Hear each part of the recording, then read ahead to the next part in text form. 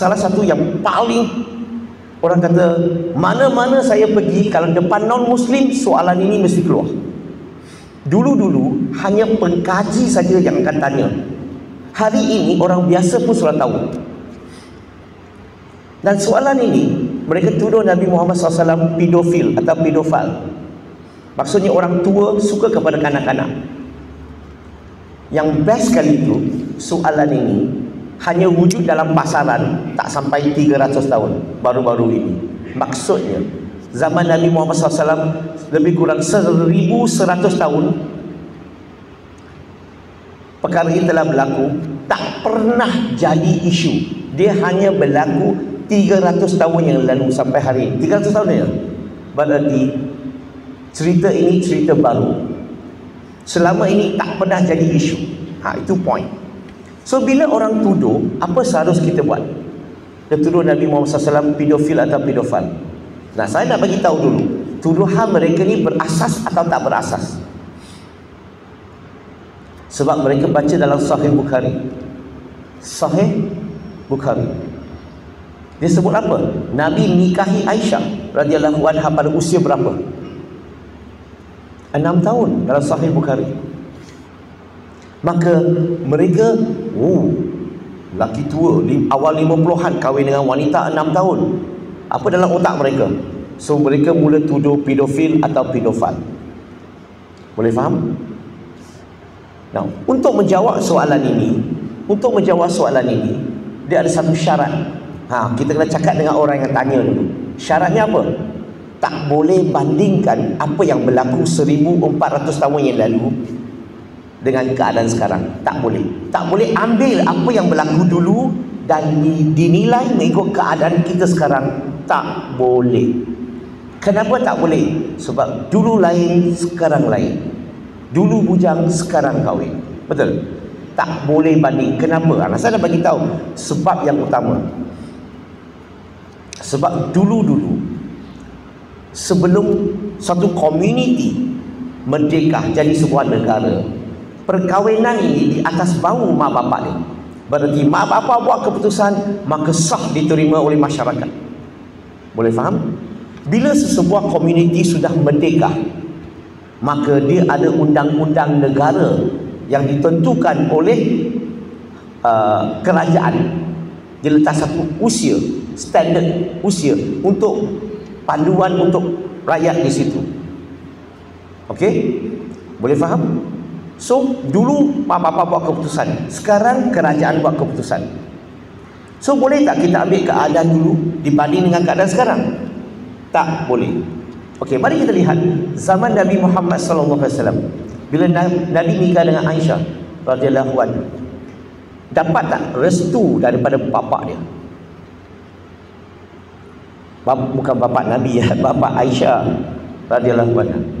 Siapa bapak Aisyah tu? Sayyidina Abu Bakar radhiyallahu anhu. Betul? Dapat tak restu? Dapat. Sebenarnya kalau bapak dah restu, cerita tu sudah habis sepatutnya. Tapi bagi non-Muslim tak cukup. Kita sambung. Pertama, keluarga dia sudah terima dah. Betul tak?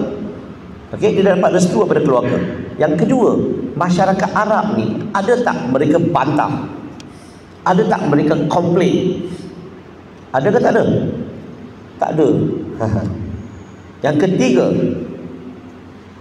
jangan lupa Nabi ada banyak musuh yang tak suka kepada Nabi.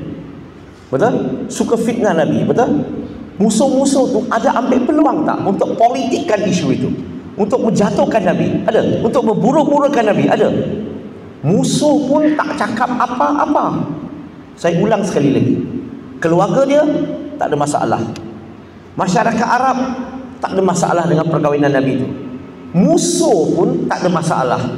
Lu apa masalah? What is your problem?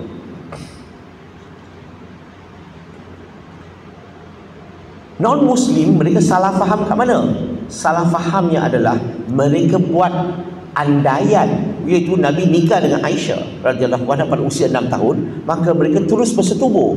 Itu silap. Masa tu Aisyah radhiyallahu anha masih kecil lagi. masih usia muda lagi, maka dia tetap walaupun dah nikah, tapi dia duduk dengan bapa dia. Dia tak bersama dengan Nabi. Sehinggalah dia usia 9 tahun lebih, dekat 10 tahun.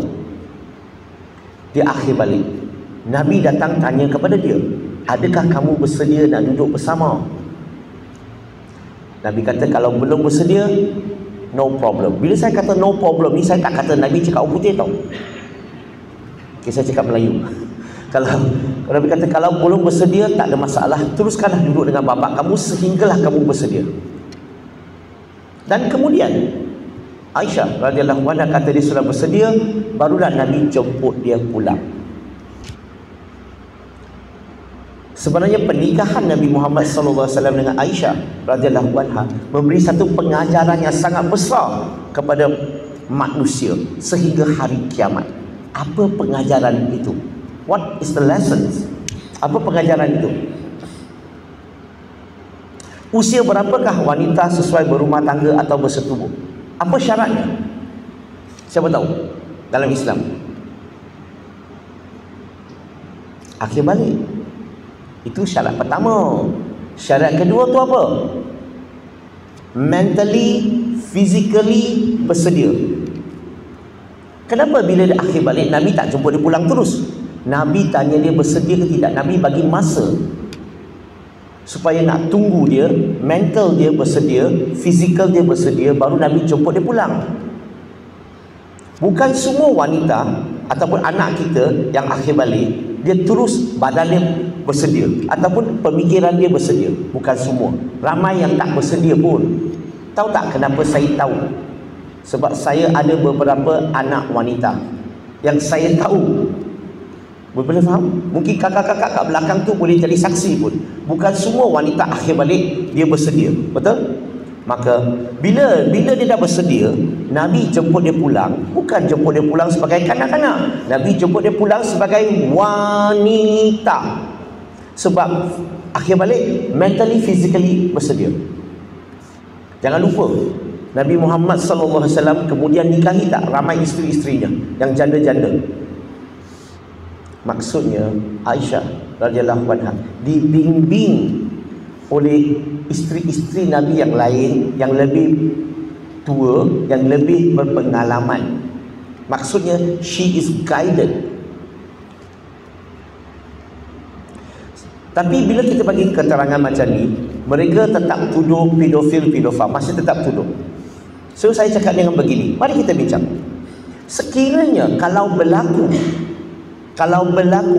hubungan, na'udzubillah, sekiranya, apa akan berlaku kepada kanak-kanak tu kalau kanak-kanak dilayani oleh lelaki yang usia 50-an? Rasa-rasa? Nak tanya doktor pakar tak? Dia akan kata apa? Dia akan confuse, trauma. Faham tak? Tapi kalau kita lihat yang saya sebut tadi tentang Aisyah radhiyallahu anha, tak nampak ada simptom pun. Sebab pemikiran dia begitu cergas sekali, begitu hebat sekali, hafal Quran, keseluruhan Quran, meriwayatkan 2210 hadis. Okey, menjadi penasihat kepada 4 khalifah Rashidin, melatih 88 ulama, pakar dalam perubatan, pakar dalam matematik. Macam mana kamu nak kata dia pernah dilayani oleh lelaki? Itu tuduhan. Ada pula kata, okey, kenapa dia tak laporkan? Kenapa dia tak bagi tahu dunia? Boleh faham? Dia tanya, kenapa dia tak beritahu? Mungkin orang kata semasa Nabi Muhammad SAW dia masih hidup, dia takutlah sebab dia pemerintah pada masa itu, dia Rasulullah SAW. Kalau dia beritahu manusia, apa akan berlaku? Mungkin nyawa dia dalam keadaan bahaya. Tapi jangan lupa, bila Nabi sudah wafat, Aisyah radhiyallahu anha beritahu tak dunia? Jangan lupa, bapa dia adalah khalifah yang pertama. Betul tak? Masa tu bapa dia Perdana Menteri atau Presiden. Budaya di sini sambung ke berhenti? Sambung. Okey? So, dia boleh bagi tahu dunia tak? Bila bapa dia jadi Perdana Menteri, jadi Presiden dah, siapa berani kacau anak perempuan dia? Aisyah beritahu tak dunia? Dia beritahu dunia. Kan dia meriwayatkan 2210 hadis. Dia menceritakan tentang siapa? Nabi Muhammad SAW, personalitinya, siapa dia yang sebenar. Dan kalau kita lihat yang dia ceritakan, dia cerita apa? Macam mana Nabi panggil dia? Panggilan Nabi panggil Aisyah radhiyallahu anha, macam panggilannya. Apa nama? Panggil nama dia ke? Atau ada nama lain? Biasa dengar tak Humairah? Pernah? Pernah dengar lagi tak? Yang lagi kerap Nabi panggil dia Aish. Itu cara manja. Dia tak macam Melayu.